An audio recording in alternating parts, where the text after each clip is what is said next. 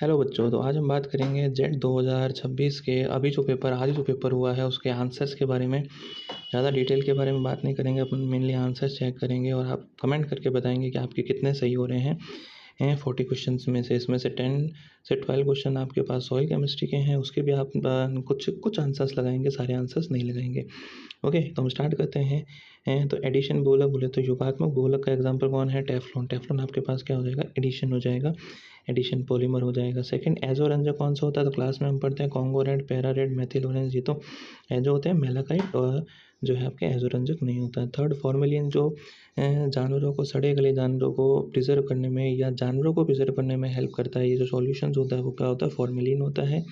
किससे मिलकर बना होता है? तो आप कहोगे फॉर्मेल्डिहाइड का 40% वाटर सॉल्यूशन से मिलकर बना होता है। सोडियम एसीटेट का कॉलवे विद्युत अपघटन अगर अपन कराएंगे तो अपन देखते हैं कि एसीटेट यानी 2 कार्बन है, कोलबे में एक CO2 रिलीज हो जाता है, दो CO2 रिलीज होंगे और 2 कार्बन आपस में ऐड हो जाएंगे तो क्या बनेगा? मेथेन।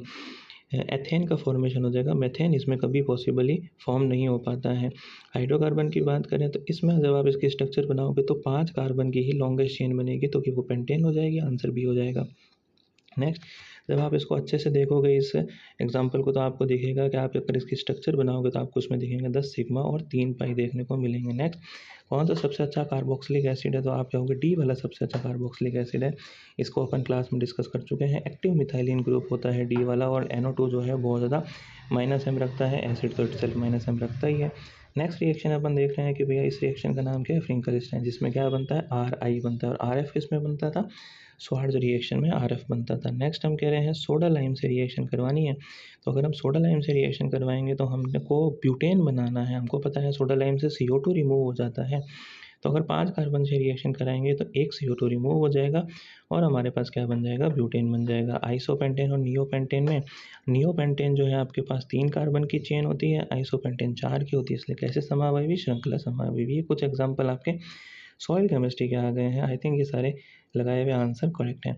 ओके, देन हम बात कर रहे हैं दूध का अपेक्षित घनत्व तो इलेक्ट्रोमीटर द्वारा ज्ञात करते हैं। Muriate of potash, I think potassium chloride होता है। ठीक है, इसके बाद हम बात करें प्रिजर्वेशन 19वें की, तो परिरक्षक क्या होता है? सोडियम बेंजोएट होता है, या आप पढ़ते ही हो काले गहरे भूरे रंग का कोलोइडल पदार्थ कौन होता है? ह्यूमस होता है। क्रोमाइट और डाइक्रोमेट आयन, क्रोमेट और डाइक्रोमेट आयन दोनों की ऑक्सीडेशन स्टेट आपके पास क्या देखने को मिलती है? +6 देखने को मिलती है। कौन सा क्षार धातु ऑक्साइड अनुचुंबकीय होता है? तो आप कहोगे जो आपके पास हैं सुपर ऑक्साइड्स होते हैं लाइक KO2, ये आपके पास अनुचुंबकीय नेचर का होता है। डाई नाइट्रोजन से कौन रिएक्शन करता है?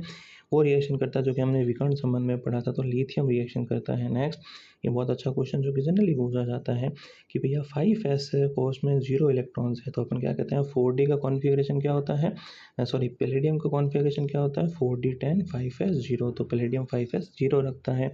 ये हमने क्लास में अच्छे से डिस्कस किया और एज इट इज़ पेपर के अंदर आया। नेक्स्ट हम कह रहे हैं क्षारीय मृदा धातु आयनों की जलयोजन एंथैल्पी का सही बढ़ता हुआ क्रम की बात करें तो हमने कहा था जैसे जैसे साइज़ बढ़ता है तो जलीय माध्यम में उसका साइज़ क्या हो जाता है? कम। अगर साइज़ कम है तो वो उतने आसानी से क्या कर सकता है? जल में आसानी से जलयोजन एंथैल्पी शो कर सकता है। तो इसमें आप कहोगे कि Ba+2 यानी कि सी आंसर हो जाएगा। नेक्स्ट आप कहोगे मांड प्रोसेस, मांड प्रोसेस निकल के संशोधन के लिए याद किया जाता है। एल्यूमिनियम का S कौन थे? केओलिनाइट होता है।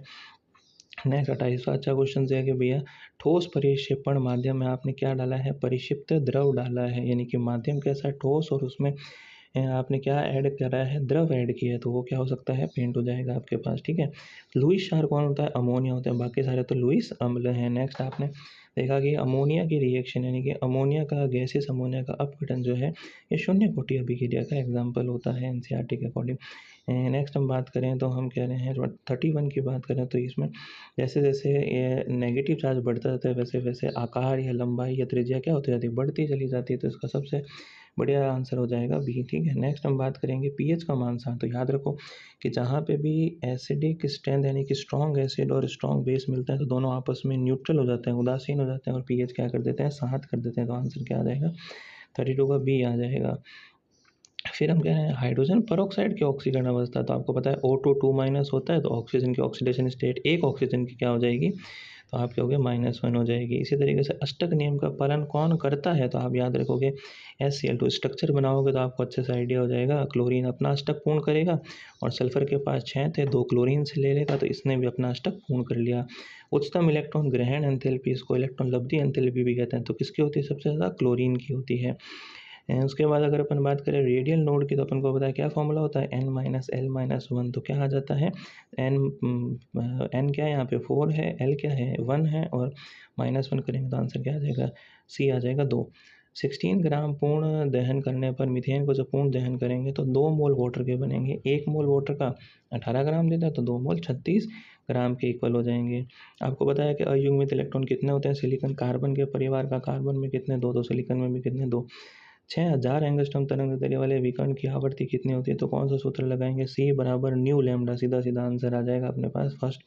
इसके बाद यहाँ पे आपको जो दिया गया है ग्लूकोज का अणु भार ज्ञात करना है। ग्लूकोज में कितने कार्बन, हाइड्रोजन और ऑक्सीजन होते हैं, तो C6H12O6 होते हैं। जब आप इनको मल्टीप्लाई करके वैल्यू कैलकुलेट करोगे तो आपके पास क्या आ जाएगा, 180 आ जाएगा। Thank you very much, keep sharing, thank you for supporting, thank you very much. Comment में अपने आंसर ज़रूर बताना कितने क्वेश्चन सही हो रहे हैं, सॉइल प्लस केमिस्ट्री दोनों को मिला के 40 में से कितने क्वेश्चन सही हो रहे हैं। Thank you very much.